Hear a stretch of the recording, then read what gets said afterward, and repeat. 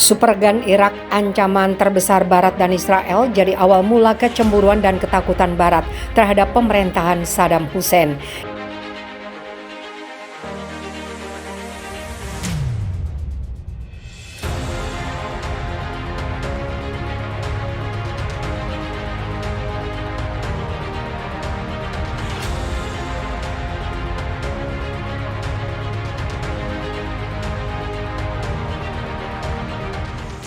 Jika Saddam Hussein masih berkuasa saat ini, bukan tidak mungkin Irak akan menjadi salah satu negara Arab yang paling powerful. Apalagi jika sampai Irak berhasil dengan senjata superpowernya yang bisa dibilang supergun. Senjata itu sangat ditakuti dunia hingga perancangannya saja dihabisi. Kewaspadaan Barat menciptakan propaganda busuk yang menyeret sang presiden ke kehancuran. Kini 20 tahun sudah invasi yang dilakukan Amerika Serikat terhadap Irak. Putri Saddam Hussein mengaku dapat perintah oleh sang ayah untuk terus memperjuangkan bangsa dan negaranya. Maka dari itu, Ragat Saddam Hussein merupakan salah satu ancaman besar bagi Barat karena Ragat dikabarkan menjadi satu-satunya keturunan Saddam Hussein yang mampu memimpin dan memberikan komando untuk berjuang.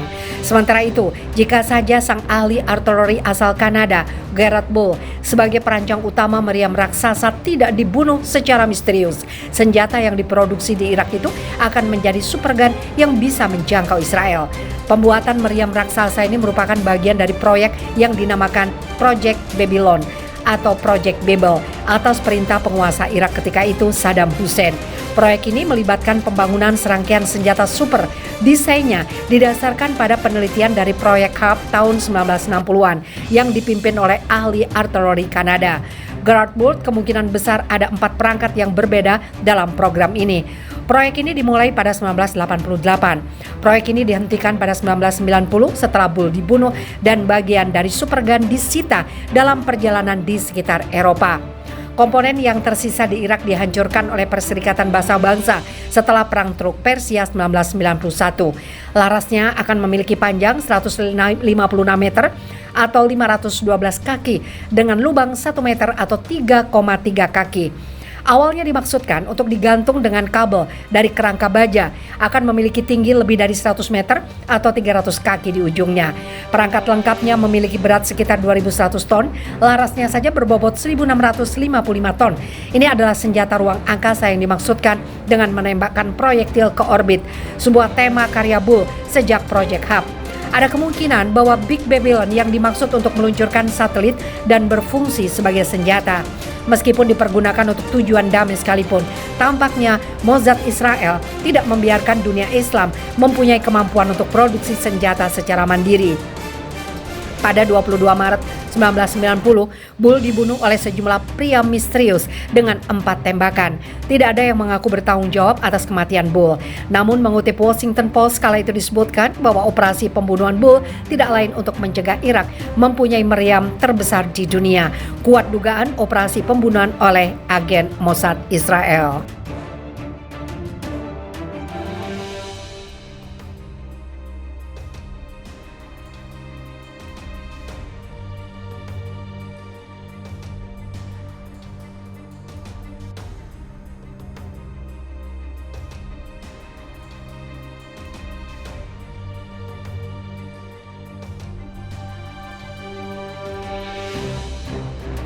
Ragat Saddam Hussein siap balas dendam pada si teroris Amerika Serikat dan NATO. Kemunculan Ragat bukan hanya menakuti Barat namun merupakan senjata untuk pembalasan atas yang telah dilakukan Barat, khususnya Amerika, pada sang ayah. Menurut sumber mengungkapkan jika Ragat tengah menyusun strategi dengan menguliti kelakuan NATO hingga Amerika Serikat yang sebenarnya adalah teroris dunia yang patut diperangi bersama. Mereka hanya menggunakan kami, negara kami, untuk kebutuhan mereka dan agenda mereka untuk mensejahterakan rakyatnya sendiri dan menghancurkan rakyat kami. Lihat apa yang akan terjadi nanti pada Amerika. Mereka mengorbankan ayah saya untuk ambisinya. Sementara itu, Ketua Umum Pengurus Besar Nahdlatul Ulama, Kiai Haji Hashim Muzadi menilai eksekusi mati terhadap mantan Presiden Irak Saddam Hussein merupakan salah satu bentuk keberhasilan Amerika Serikat dalam upaya melemahkan salah satu negara kaya minyak itu. Itu eksekusi mati Saddam Hussein, keberhasilan Amerika Serikat dalam melemahkan, mengacak sebuah bangsa dari bangsa itu sendiri, kata Hashim kepada wartawan di kantor PBNU. Hashim mengungkapkan, Tuduhan menyimpan senjata pemusnah massal hanyalah alat bagi Amerika Serikat untuk menumbangkan kekuasaan Saddam. Karena nyatanya, tuduhan itu hingga kini tidak dapat dibuktikan. Akhirnya pemimpin negeri 1001 Malam dihukum atas tuduhan pembunuhan, penyiksaan terhadap 148 warga Syiah di Dujail setelah upaya pembunuhan atas dirinya pada 1982 selama perang melawan Iran. Adapun keberadaan senjata pemusnah massal, Hasim menduga kalaupun memang ada, pada dasarnya hal itu merupakan senjata yang memang sengaja dibawa oleh Amerika Serikat saat perang melawan Iran tahun 1980. Karena menurutnya, saat perang yang menewaskan sekitar 1 juta orang dari kedua pihak, rezim Saddam didukung penuh oleh Amerika Serikat. Dalam perang Iran-Irak 8 tahun itu disupport habis-habisan oleh Amerika Serikat. Waktu itulah Donald Rumsfeld, mantan Menteri Pertahanan Amerika Serikat, membawa senjata pemusnah massal. Jadi kalau Amerika Serikat mencurigai bahwa Irak memiliki senjata pemusnah massal, ya dia, Donald Rumsfeld, itu yang bawa, ungkap Hasim yang juga Presiden World Conference on Religion and Peace. Kematian mantan pemimpin Partai Ba'ath itu menurut Hasim justru akan menambah kekacauan Irak. Konflik antara Syiah, Sunni dan Kurdi menurutnya masih akan terus berlangsung. Hal itu tidak bisa dilepaskan dari peran Amerika Serikat yang memang sengaja mengadu domba. Sekarang Saddam yang kalah dan kelompok Syiah yang menang. Saat Syiah nanti menjadi kuat, kelompok Syiah juga akan dibenturkan dengan Kurdi. Karena sekarang pusatnya Syiah sudah diserangkan. Nah itu nanti orang-orang Arab perang dan jadi bulan-bulanan, urai Sekretaris Jenderal International Conference of Islamic Scholars. Itu perjalanan hidup Saddam berakhir di ujung tiang gantungan, tepat pukul 3 GMT atau 10. Ia menjalani eksekusi sebagai hukuman atas kejahatan kemanusiaan yang dituduhkan kepadanya.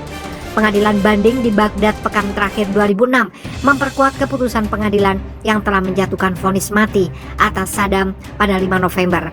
Peraturan hukum di Irak menetapkan Saddam harus menjalani hukuman mati 30 hari setelah vonis dijatuhkan. Tapi mantan orang kuat negeri 1001 Malam itu belum menghadapi proses pengadilan atas apa yang dialami suku Kurdi yang mendiami wilayah Irak Utara selama masa kekuasaannya.